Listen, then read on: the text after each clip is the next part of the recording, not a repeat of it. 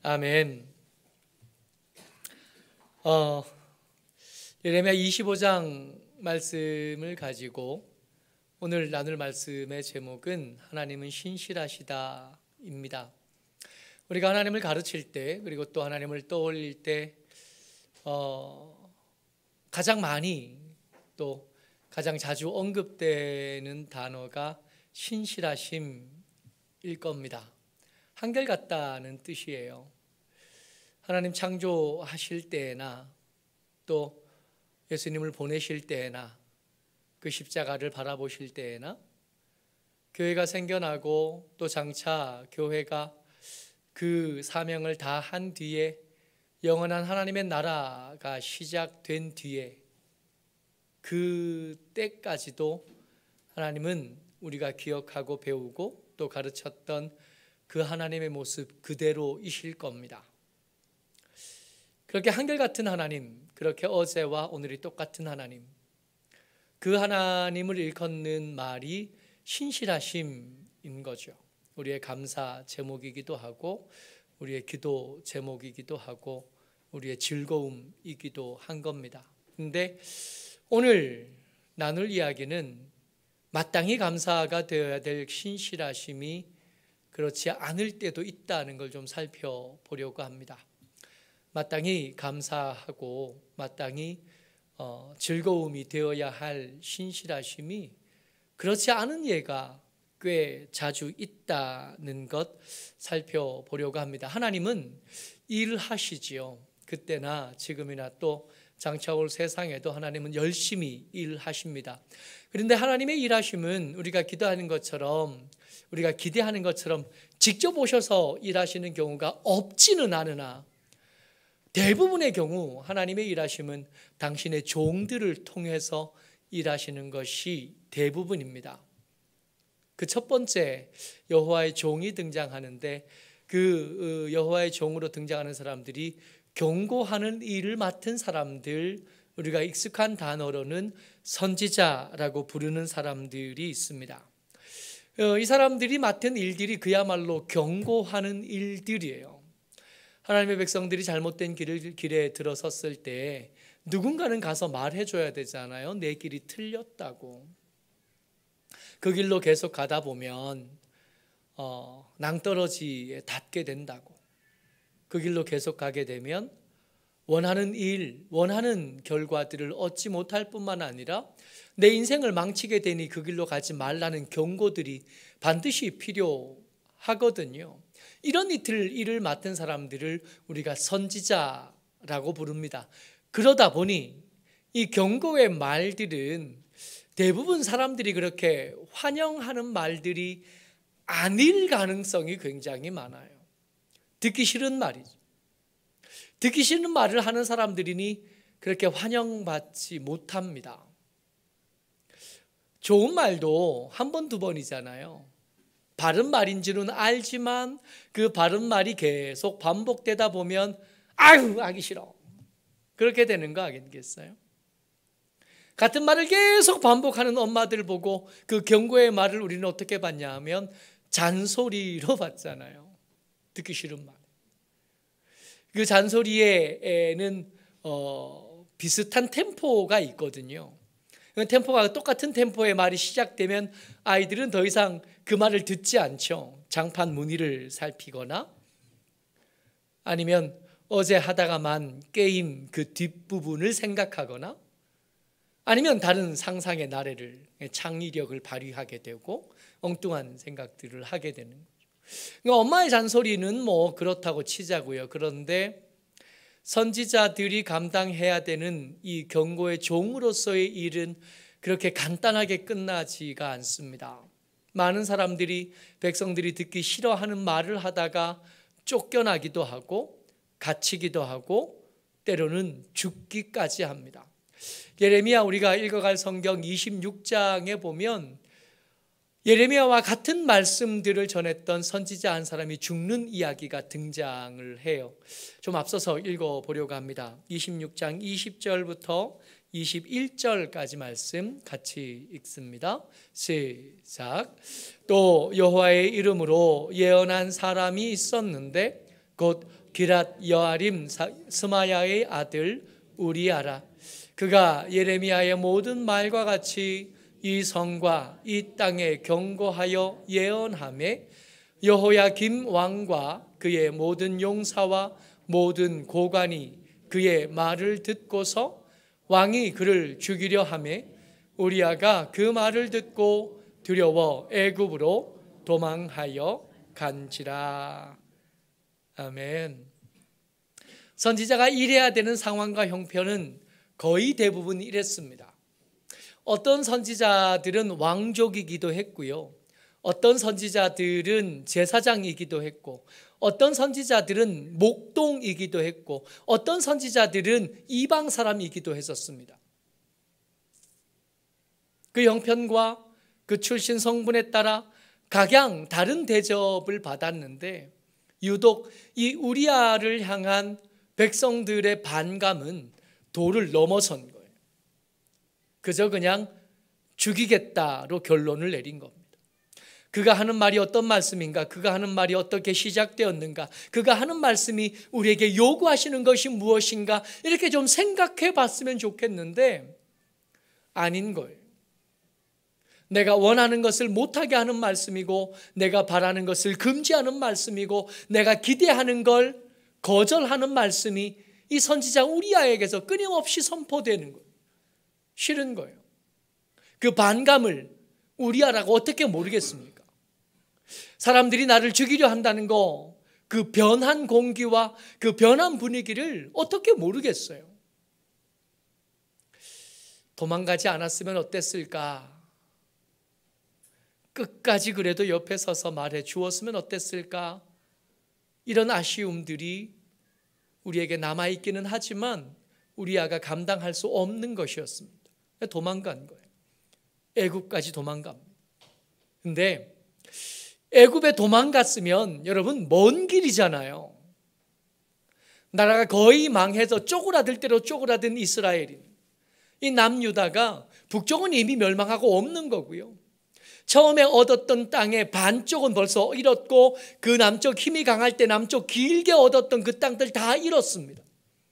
예루살렘과 그 주변에 몇몇 조금 땅만 남았으니 이집트는 예전도 멀었지만 지금은 훨씬 더 멀어진 거예요. 이제 우리 땅이 아닌 거예요. 버스를 타고도 열몇 시간 걸리는 길입니다. 그 길이 마르고 건조한 광야예요. 그러니까 목숨을 걸고 도망간 거. 설마 여기까지 따라오겠나 싶을 만큼 도망간 거리가 애굽이었던 거예요.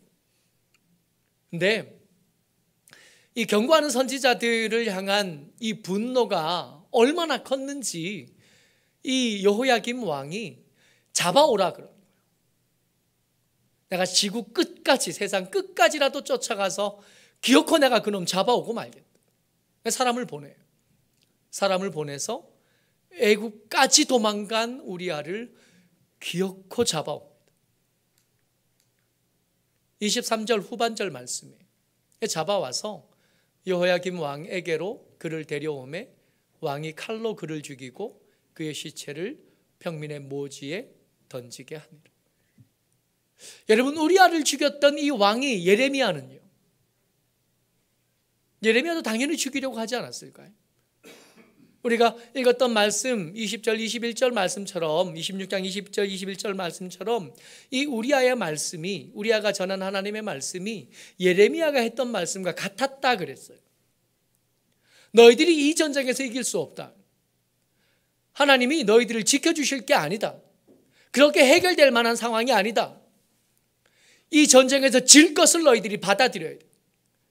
너희들이 기대하는 형통과 번영은 더 이상 너희들에게 허락되지 않을 거다 하신 말씀에 똑같이 예레미야와 우리아가 똑같은 말씀을 전했다. 그냥 두면 이 예레미야가 죽겠으니까 하나님께서 또 다른 사람을 보내서 예레미야를 숨겨 겨우 살게 하신 거예요. 우리가 지금 나누고 있는 것은 하나님께서 얼마나 신실하신가에 대한 이야기를 나누고 있습니다. 오늘 읽었던 말씀 25장 3절에 보면 하나님께서 이 경고하는 종들을 꾸준히 보내셨대요. 얼마 동안에? 23년 동안. 요시야 왕 때부터 보내기 시작해서 지금 여호야김 왕 때까지 온 겁니다. 23년 동안 꾸준히 하나님은 말씀해 오셨다. 너희들이 계속 너희들이 살던 대로 살면 심판이 닥칠 거라고. 그러니까 삶을 바꿔야 된다고. 삶을 바꾸지 않으면 너희들에게 더 이상의 긍휼이 없고 더 이상의 은혜가 없고 더 이상의 위로는 없다고 23년 말씀하십니다. 여러분 23년 하나하나 꼽아보면 굉장히 긴 시간입니다. 23년 전에 제가 뭐 했나 이렇게 돌이켜 봤더니 대전에 가서 면접 보고 있었더라고요. 우리 하연이가 태어날 때쯤, 태어나고 난 뒤인가요? 그때쯤, 여기서 13년, 10년, 그 전 어느 때쯤. 그죠? 기억도 잘 안 나잖아요. 23년 전에, 온유가 2살 때니까 하연이가 태어날 때쯤인가요? 부산에 전도사 할 때예요? 온유가 2살 때? 그렇대요. 그때부터 지금까지 하나님께서 한결같은 말씀으로 똑같은 이야기를 계속해 오신 겁니다. 그러고 보면 잔소리로 들을 법도 하겠다 싶어요. 대상은 달라졌지만 말씀을 전한 예레미야가 같은 사람이었고 예레미야를 통해서 들려오는 버전을 달리한 똑같이 너희들이 돌이키지 않으면 망하게 될 거다 하신 말씀이 계속 반복되고 있었던 때, 이렇게 반복되게 똑같은 말씀을 하시면서 하나님께서 기대하신 것은 굉장히 명확합니다.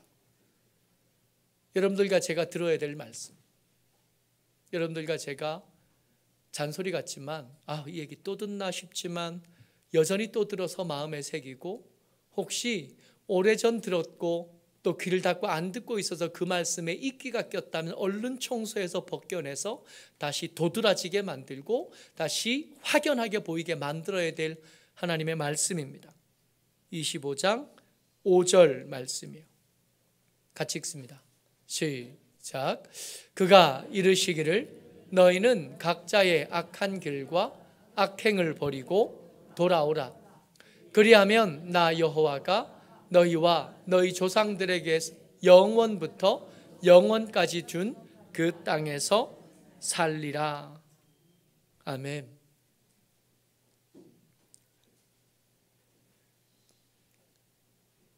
돌아오라. 한때 하나님의 은혜로 풍성했던 그때, 주의 말씀이 귀에 크게 들리던 그때로 돌아오라고. 예수님의 십자가 생각하면 눈시울이 붉어지던 그때로 돌아오라. 하나님의 은혜가 얼마나 큰지 가만히 생각하다가 가슴이 먹먹해지던 그때로 돌아오라. 이걸 예레미야 선지자가 23년 동안 말한 겁니다. 이게 하나님의 신실하심, 이게 하나님의 꾸준하심이에요. 근데 하나님의 입장에서는 이게 하나님의 신실하심, 하나님의 꾸준하심인데 23년 동안이나 똑같은 말씀, 근데 그 말씀이 환영받지 못하고 거절하고 그 말씀을 전하면 죽이려고 덤비는 사람들 앞에서 그 이야기를 똑같이 계속 반복해야 됐던 예레미야 입장에서 이 꾸준하심, 하나님의 신실하심은 같은 느낌이 아닌 거예요. 감사함이 될 수 없어요. 이 23년, 이 선지자들에게 23년은 빈 그물질, 열매 없음입니다. 열매 없는 농사를 23년 지은 거예요. 고기 잡히지 않는 그 그물질을 베드로는 밤새 하잖아요. 복음서 읽어보면 베드로가 그 빈 그물질을 했던 날이 이틀이거든요. 예수님 만날 때 한 번, 갈릴리에서 다시 만날 때 또 한 번. 이게 빈 그물질 하다가 예수님 만나잖아요.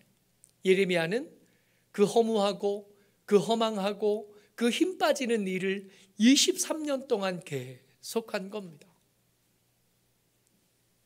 제가 낚시를 별로 좋아하지 않아요. 이렇게 한 자리에 쭉 꾸준히 앉아 있는 거 이렇게 힘들어하는 사람이거든요. 이런 저 같은 사람도 잘 잡히는 낚시질은 계속 하더라고요. 언젠가 한번 양식장 옆에 가서 낚시를 하는데 정말로 그렇더만요. 낚시를 내리기가 바빠요. 미끼 끼우는 게 바빠. 미끼 끼우다가 어느 때는 이걸 안 끼워도 그냥 물 것 같은데 하는 생각이 들 만큼 금방금방 올라. 그냥 한 4시간 동안 낚시해서 그때 잡은 물고기로 주일날 반찬을 만들었다니까요. 그런 낚시질은 배고픈 줄도 몰라요. 시간 가는 줄도 모릅니다. 베드로가 왜 괜찮은 하나님의 사람인가 하면 빈 그물질인데 눈치로 보면 알잖아요. 한 새벽쯤 되면 오늘은 안 잡히나 보다. 한 마리도 못 잡았으니까 그물을 올려서 배 위에 올려두고 집에 갈 법도 한데 베드로는 그걸 밤새도록 하는 사람. 예수님이 그 새벽에 도착할 때까지 계속하는 사람이에요. 그러니까 능력 있는 사람이 아니라 계속하는 사람이었어서 하나님의 쓰시기에 좀 편안한 사람이었던 것 같아요. 근데 그런 베드로도 예레미야에 비하면 아무것도 아닌 거예요. 그걸 23년을 계속한 거예요. 이 예레미야에게 하나님의 신실하심은 마치 재앙과도 같습니다. 하나님, 저 인간들 도무지 안 변합니다. 그 앞에서 하나님 말씀하신 이것도 해보고 저것도 해보고 이렇게도 해보고 저렇게 해봤는데 안 바뀝니다. 하나님의 말씀은 잘 모르겠고 우리 어른들이 하는 말씀은 제가 확실히 알겠네요. 머리 검은 짐승 거두는 거 아니라 그랬는데 맞습니다. 꼭 그런 것 같습니다. 저 인간들은 안 바뀝니다. 23년을 이 짓을 하고 있는데 저 인간들 여전히 안 바뀌고 나와 똑같이 이 짓을 하고 있던 우리 아는 죽기까지 합니다. 그 일을 계속한 이게 하나님의 신실하심입니다. 가만히 생각해 보면 우리가 하나님의 신실하심을 노래할 때 하나님의 신실함에 대해서 감사하고 감격할 때 조심해야 될 것 같아요. 그 신실함이 우리에게 이렇게 도착하면 우리는 뭐 하고 있을 거냐 하면 빈 그물질하고 있을 겁니다. 우리는 열매 없는 그 농사, 열매 없는 그 일을 23년째 계속하고 있는 말씀을 듣고 보니까 이 일들이 우리가 이미 하고 있는 일들인 것 같기도 해요. 우리 아내를 위해서 기도하는 일, 우리 아들들을 위해서 기도하는 일, 우리 사랑하는 사람들을 위해서 기도하고 저들이 예수 믿기를 바라서 그렇게 간절히 부르짖던 그 일들이 여전히 빈 그물질 같잖아요. 여전히 열매 없는 일 같은 거예요. 여러분, 그 일들이 23년 안 됐으면 명함도 꺼내면 안 되는 거예요. 그 일 하다가 목숨을 잃을 위기를 당하지 않았으면 불평도 그만하는 거예요. 예레미야는 그 일을 23년째 계속하고 있는데 지금도 열매가 보일 기미가 없습니다. 그렇게 신실하시던 하나님께서 태도를 바꾸기 시작하십니다. 25장 8절 말씀이요. 시작. 그러므로 만군의 여호와께서 이와 같이 말씀하시니라. 너희가 내 말을 듣지 아니하였느니라. 여기서 너희가 내 말을 듣지 아니하였느니라, 우리 개역 성경에는 이렇게 번역하고 말았는데 저거를 좀 더 의미에 잘 맞게 이렇게 번역하면 어떻게 되냐면 너희가 내 말을 듣지 않았기 때문에 하고 다음으로 연결돼요. 하나님께서 신실하심을 계속 유지하고 계셨어요. 23년 동안 그렇게 하고 계시다가 이제 태도를 바꾸실 겁니다. 태도를 바꾸시는데 그렇게 태도를 기어코 바꾸신 이유가 뭐냐면 기어코 그들이 하나님의 말씀에 귀 기울이지 않았고 듣지 않기로 결정한 것을 또 한 번 확인하신 뒤에 하나님께서 여호와의 종, 또 다른 모습의 여호와의 종 하나를 등장시키시는데 그게 느부갓네살이에요. 염두에 두어야 될 거, 느부갓네살도 여호와의 종이라는 겁니다. 말씀을 같이 읽어봅니다. 25장 9절 말씀이요. 시작. 보라, 내가 북쪽 모든 종족과 내 종 바벨론의 왕 느부갓네살을 불러다가 이 땅과 그 주민과 사방 모든 나라를 쳐서 진멸하여 그들을 놀램과 비웃음거리가 되게 하며 땅으로 영원한 폐허가 되게 할 것이라 여호와의 말씀이니라. 23년 동안 하나님께서 당신의 꾸준하심과 당신의 신실함을 유지해 오셨습니다. 그러는 동안 당신의 종이 되었던 경고하는 종들은 소모되어져 갔습니다. 소비되어져 갔습니다. 닳고 닳아서 이제는 그 일을 더 할 수 없을 지경에까지 내몰리기도 하고 어떤 사람은 실제로 죽기도 했던 겁니다. 그런 상황을 이렇게 오랫동안 참으시던 하나님께서 주저하고 망설이시던 일을 드디어는 시작하시려고 하는 거예요. 두 번째 여호와의 종이 등장합니다. 이제 두 번째 등장한 여호와의 종의 역할은 경고하는 일이 아니라 심판하는 일이 된 거예요. 역사상에 많은 경고하는 종들 이후에 나타났던 심판의 종들이 있었어요. 때로는 애굽이 그랬고, 때로는 블레셋이 그랬고, 때로는 모압과 암몬과 에돔이 그랬습니다. 그리고 이번에는 그 모든 심판의 종들 중에 가장 강하고 가장 치명적인 느부갓네살이 등장하게 된 겁니다. 이제 더 이상의 긍휼은 없습니다. 이제 더 이상의 위로는 없고 이제는 심판이 시작되는 거예요. 하나님 여호와의 신실하심이 끝나고 나서 이제 심판의 대상이 되어버린 이 이스라엘 백성들의 그 형편과 사정에 대해서 좀 생각해 봐야 돼요. 한때는 뭐였어요? 여호와의 도구였거든요. 하나님의 신실하심을 드러내는 도구, 하나님의 정의와 공의를 드러내는 도구로 이스라엘 백성들이 쓰임받았었고, 근데 이제는 하나님의 심판의 엄중함의 대상이 된 거예요. 하나님의 나라가 또 한 번 주춤하게 된 겁니다. 아브라함에게 하나님께서 하셨던 말씀이 있어요. 같이 읽어봅니다. 창세기 15장 16절 말씀. 시작. 내 자손은 4대 만에 이 땅으로 돌아오리니 이는 아모리 족속의 죄악이 아직 가득 차지 아니함이니라 하시더니, 하나님께서 아브라함하고 이야기하시면서 너희가 이 땅으로 다시 돌아올 거야. 이 땅에 돌아올 텐데 왜 지금이 아니라 나중에 돌아와야 되냐 하면, 아모리 족속을 내가 지금 지켜보고 있는데 그들의 죄악이 항아리와 아기까지 거의 다 찼거든. 아직까지 심판의 종이 심판으로 저들을 다스리기엔 조금 모자라긴 하지만 나의 신실함은 그들에게 이제 한계가 될 만큼, 이제 바닥날 만큼 돼. 조금 더 기다렸다가 내가 너희를 심판의 종으로 다시 부를 거야. 그러니까 이스라엘 백성들이 요단강을 건너서 가나안을 정복하는 일은 지금 이스라엘 백성들이 당하는 느부갓네살이 하는 일들을 원래 누가 했어야 되냐 하면 이스라엘 백성들이 했어야 될 일인 거예요. 근데 하나님의 말씀과 상관없는 세월이 쌓이다 보니까 이제는 어떻게 돼요? 심판의 도구여야 될 사람들이 심판의 대상이 된 겁니다. 원래 우리의 것, 원래 우리의 지위, 원래 우리가 감당해야 될 일이었던 건데 빼앗긴 겁니다. 여러분들과 저를 하나님께서 빛으로 소금으로 세상에 두셨다 말씀하셔요. 근데 빛인데 밝지 않아. 소금인데 녹지 않아. 그 빛을, 그 소금을 어찌하면 좋을까요? 빛이 사람들 사이에 이렇게 있으면 그 사람들은 자기들이 따라하진 않지만 길이 어딘지는 알게 되는 거거든요.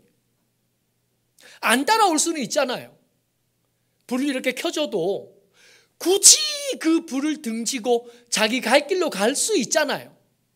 그렇지만 적어도 길을 찾으려고 하는 사람들이 그들 가운데 있다면 우리가 켜둔 빛 보고, 아, 저기가 길이구나, 너처럼 하면 되는구나, 교회가 저기 있으니 거기 가면 되겠구나, 이럴 수는 있어야 되는 거잖아요. 내가 하나님의 사람처럼 살지는 않겠어. 그러나 하나님의 사람이 귀한 삶을 산다는 것 알겠어. 내가 그들처럼 살 생각은 없지만 저렇게 살면 삶을 제대로 사는 거네. 그 정도는 알겠어. 이래야 소금인 거 아니겠어요? 이래야 빛인 거 아니겠어요? 근데 예수 믿는 사람이 가족들 가운데 한 명이 생겼는데 그 가족들 중에 아무도 빛을 본 적이 없고 길을 본 적이 없고, 예수 믿는 사람들이 한 클래스 안에 분명히 있는데 그 클래스에 있는 사람 누구도 그 예수 믿는 사람을 통해서 유익을 얻어본 적이 없어요. 그럼 문제가 있는 거 아니겠어요? 그런 시간이 자꾸 길어지다 보면 빛이어야 될 우리는 더 이상 빛이 아니게 된 우리는, 소금이었어야 될 우리가 더 이상 소금이 아니게 되면 상황이 바뀌어지게 되는 겁니다. 심판의 도구여야 될 사람들이 심판의 대상이 돼, 경고의 도구여야 될 사람들이 경고의 대상이 돼, 우리가 원래 있어야 될 자리, 우리가 원래 누려야 될 지위들을 빼앗기게 된 거예요. 지금 이스라엘 백성들은 빼앗긴 겁니다. 누구한테요? 턱도 없는 느부갓네살한테 뺏긴 겁니다. 여러분, 느부갓네살이 의로운 사람인가요? 느부갓네살이 뭔가 닮아갈 만한 뭔가 인격적인 성숙함이 있는 사람인가요? 그런 거 아니에요. 25장 뒤편을 계속 읽어가다 보면 이 느부갓네살이 진노의 술잔을 받게 될 거다 하시는 말씀을 듣습니다. 저들이 옳아서가 아니에요. 우리가 틀려서요. 저들이 우리보다 나은 사람이라서가 아닙니다. 우리가 턱없이 모자란 사람이라서 그런 거. 25장 7절 계속 읽어봅니다. 시작. 너희가 내 말을 순종하지 아니하고 너희 손으로 만든 것으로서 나의 노여움을 일으켜 스스로 해하였느니라. 여호와의 말씀이니라. 스스로 해하였대요. 여러분, 우리가 우리의 지위를 잃어버리고 우리가 마땅히 감당해야 될 일을 잃어버린 일, 그 과정에 무슨 일이 있었냐면 스스로를 해치는 일들이 반복된 겁니다. 우리에게 유익하지 않았다고. 말씀을 따르지 않고 말씀을 잔소리로 여기고 그 말씀을 향하여 귀를 닫고 사는 삶이 내 삶을 망쳐왔던 겁니다. 내 삶이 왜 이렇게 됐나? 가끔 그렇게 문득 정신 차려질 때가 있잖아요. 삶이 망가지고 있는. 왜 그렇게 됐냐고요? 하나님의 말씀과 상관없이 산 삶이 길어진 겁니다. 기도하라는 감동이 분명히 내게 있었는데 순종하지 않았던 세월이 길어져 간. 말씀을 묵상하지 않고 읽지 않던 시간들이 점점 길어지면서 우리는 삶이 망가지고 있다. 원래 하나님의 백성, 하나님의 자녀였었던 내가 마치 세상의 자녀처럼 변해가고 나를 망가뜨리고 가고 있는 겁니다. 우리는 지금 여호와의 신실하심에 대해서 이야기하고 있습니다. 하나님의 신실하심이 감사가 되려면 우리가 길을 돌이켜야 돼요. 하나님의 꾸준하심이 우리에게 열매가 되려면 우리가 순종하기를 시작해야 됩니다. 그거 없이 하나님의 신실하심은 감사함이 아니에요. 우리가 매번 입절처럼 하나님을 찬양하고 노래할 때마다 하나님의 신실하심은 자주 등장하는 제주어거든요. 근데 돌이키지 않는 사람은 하나님의 신실함을 노래할 자격이 없는 겁니다. 순종하지 않는 사람은 하나님의 신실하심을 감사로 받을 수 없습니다. 그 신실함은 언젠가는 동일하게 될 테고 그때가 되면 심판의 도구였어야 될 내가 심판의 대상으로 하나님의 분노 앞에 서야 되거든요. 그러니 하나님의 신실하심이 우리에게 돌이킴이 된 다음에야 감사하다 말할 수 있는 거고, 하나님의 꾸준하심이 우리의 순종함이 돼야 드디어 열매가 나타나기 시작하는 겁니다. 그냥 한 귀로 듣고 한 귀로 흘리는 것으로는 나를 해치는 삶에서 바꾸지 못하는. 모쪼록 저와 여러분들, 하나님은 오늘까지도 신실하십니다. 그래서 또 이 말을 들을 수 있게 된, 또 이 말씀을 나눌 수 있게 된,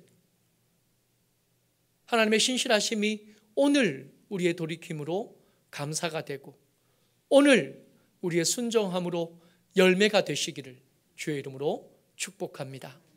아멘. 같이 한번 잠깐 기도했으면 좋겠습니다. 기도할 때 하나님의 여전히 신실하심을 감사합니다. 돌이킴으로 열매 맺게 하여 주시고 순종함으로 제대로 감사할 수 있도록 우리를 주장하여 주옵소서. 돌이킴이 내 삶에 나타나도록 순종함이 내 삶에 시작될 수 있도록 우리 가운데 함께 해달라고 우리 같이 한번 기도합니다.